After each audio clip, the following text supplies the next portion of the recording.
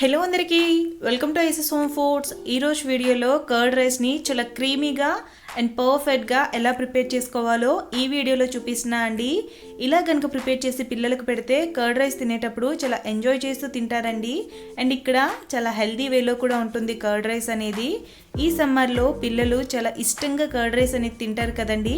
అందుకే ఫ్రూట్స్ తినని వాళ్ళకి కూడాను ఇలా సర్వ్ చేసి పెడితే మంచిగా తినేస్తారండి. బాక్స్ మొత్తం కంప్లీట్ చేసి ఇంటికి తీసుకొస్తారు.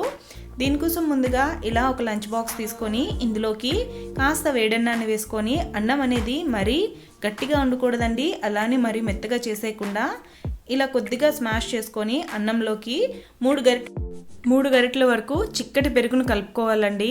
పెరుగు అనేది ముందుగా మనం తోడు పెట్టుకునేది కాకుండా రేపు మనం కర్డ్ రైస్ చేస్తాము అనుకుంటే ముందు రోజు నైట్ మనం తోడు పెట్టుకుంటాం కదండి, అలాంటి పెరుగు అయితే పర్ఫెక్ట్గా సరిపోతుందండి. రైస్ కూడాను మనకి కర్డ్ కలుపుకున్నాక క్రీమీగా ఉంటుంది. అలా కాకుండా మనం ఎప్పుడూ తోడు పెట్టింది కనుక కలుపుకుంటే కాస్త పులుపు అనేది ఎక్కువగా ఉంటుందండి. ఇలా మొత్తంగా పెరుగును కలుపుకున్నాక ఈ కన్సిస్టెన్సీ మనకి ఓకే అనుకుంటే ఇలానే మూత పెట్టేసి హాఫ్ అన్ అవర్ పక్కన పెట్టుకోవాలండి. రైస్ అనేది మొత్తంగా పెరుగుని అబ్జర్వ్ చేసుకుంటుంది. ఈ కన్సిస్టెన్సీ కాకుండా ఇంకాస్త పలుచగా కావాలంటే కాస్త గోరువెచ్చటి పాలను వేసుకొని బాగా కలుపుకొని ఒక హాఫ్ అన్ అవర్ పక్కన పెట్టుకోవాలి.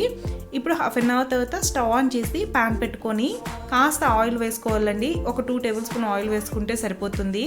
ఇందులోకి ఆవాలు, జీలకర్ర, శనగపప్పు, అలానే కొద్దిగా కరివేపాకు, ఒక ఎండుమిర్చి, కొద్దిగా కాజు నట్స్ వేసుకొని గోల్డెన్ కలర్ వచ్చేంత వరకు ఫ్రై చేసుకున్నాక మనం ముందుగా మిక్స్ చేసి పెట్టుకున్న కర్డ్ రైస్లోకి ఈ పోపును వేసుకోవాలండి.